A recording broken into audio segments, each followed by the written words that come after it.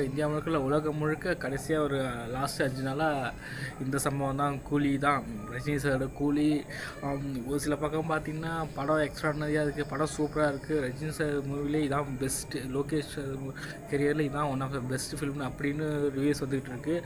ஆனால் ஒரு பக்கம் பார்த்திங்கன்னா எந்த அளவுக்கு பாசிட்டிவ் ரிவ்யூஸ் வருது, அதே அளவுக்கு நெகட்டிவ் ரிவ்யூஸும் வந்துக்கிட்டே இருக்குது. படம் சரியில்லை, தலைவர் சரியில்லை, லோகேஷ்க்கு கதையை டைரக்ட் பண்ண தெரியல, லோகேஷோட ஃபிலிமில் இந்த ஃபிலிம் தான் ரொம்ப ஒஸ்ட்டு, லோகேஷோட சினிமா கரியர் இதோட முடிஞ்சு போச்சு.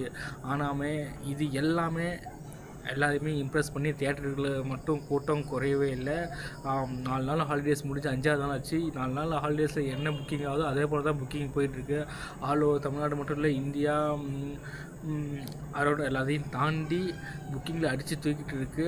இப்போ அஃபிஷியலாக சன் பிக்சர்ஸ் டீம் 4 நாளில் 404 கோடிங்கிற போஸ்டர் இந்த கூலி படம் கலெக்ட் பண்ணியிருக்குன்னு தகவலை போஸ்டரோடு வெளியே விட்டாங்க. பட் என்ன பர்சனலாக கேட்டிங்கன்னா இந்த படம் எக்ஸ்ட்ரானரியாக இருக்குது. லோகேஷோட ஃபிலிமில் இந்த கூலி தான் என்னோட பெஸ்ட். அந்த அளவுக்கு எக்ஸ்ட்ரானரியாக இருக்குது. ரஜினிக்கு 75 வயசு சொன்னால் யாருமே நம்ப மாட்டாங்க. பட் அந்த அளவுக்கு ஆக்டிங்கில் எங்கே இருக்கார்.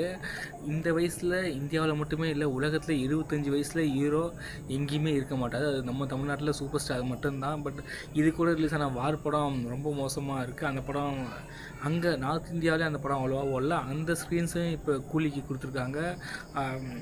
கிட்டத்தட்ட 4 நாளில் 400 கோடி. இது ஹேட்டர்ஸ்க்கு எல்லாமே ஒரு பதிலடி தான். நிறைய ஹேட்டர்ஸ் யூடியூப் சேனல்ஸ் எல்லாமே கூலி படத்தை ரொம்ப நெகட்டிவாக விமர்சனம் பண்ணாங்க. ஆனால் இந்த 4 நாளில் 400 கோடிங்கிற இந்த சம்பவம் தலைவர் எல்லாருக்கும் வாயடைக்க வச்சிட்டாரு, நெகட்டிவ் ஹேட்டர்ஸ்க்கு எல்லாமே.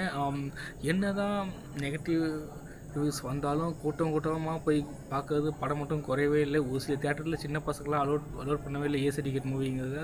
எனக்கு தெரிஞ்ச ஒரு தேட்டரில் குடும்பத்தோடு சின்ன பசங்க இந்த சண்டை போட்டு வந்தாங்க. அவங்க பெரிய வீட்டில் பேரண்ட்ஸ் எல்லாமே இல்லை, குடும்பத்தோடு வந்திருக்கோம், விடுங்கன்னு சொல்லிட்டு.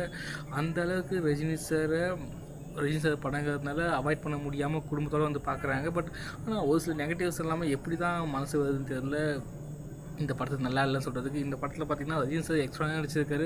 ரஜினி சார் மட்டும் இல்லை, நாகார்ஜுனா, அமீர் கான், உபேந்திரா, ஷோபின், சத்யராஜ் எல்லாமே, ஸ்ருதிஹாசன் எல்லாமே எக்ஸ்ட்ரானரி கேரக்டர். ஸ்ருதிஹாசனை இதுக்கு முன்னாடி இந்த மாதிரி கேரக்டரில் பார்த்துருக்க மாட்டோம். நாகார்ஜுனாவை வில்லனா நம்ம எங்கேயுமே பார்த்துருக்க மாட்டோம். அமீர் கான் கெஸ்ட் ரோலில் பட்டையை கிடைப்பாரு.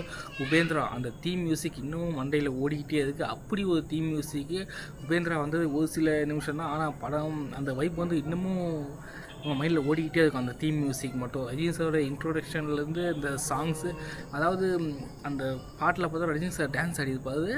ரொம்ப கஷ்டமான ஸ்டெப்னாலாம் ஈஸியான ஸ்டெப்பு தான். பட் ஆனால் எக்ஸ்ட்ரானரியாக ஆடியிருப்பார்.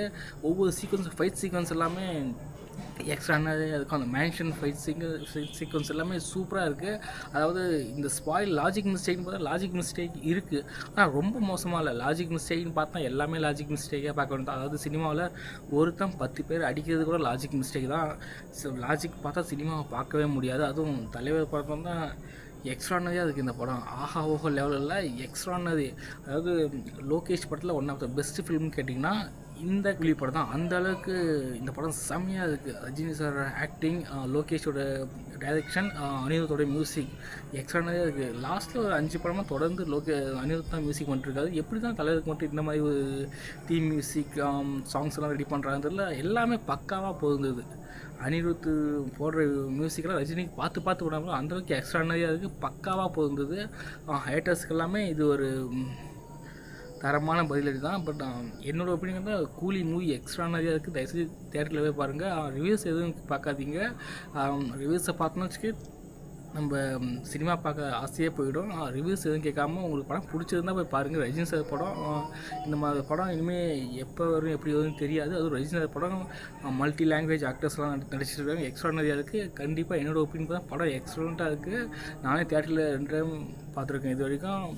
கண்டிப்பாக தேட்டரில் போய் பாருங்கள். உங்களுக்கு 3 மணி நேரம் எங்கேஜிங்காக இருக்கும், எந்த குறையும் தெரியாது, எக்ஸ்ட்ரானரியாக இருக்கும். ஒரு ஃபுல் மீல்ஸ், அதாவது ஒரு நல்ல படம் பார்த்த திருப்தி உங்களுக்கு இருக்கும். என்னோடய கருத்து பார்த்தா கூலி இந்த வருஷத்தில் one of the best film.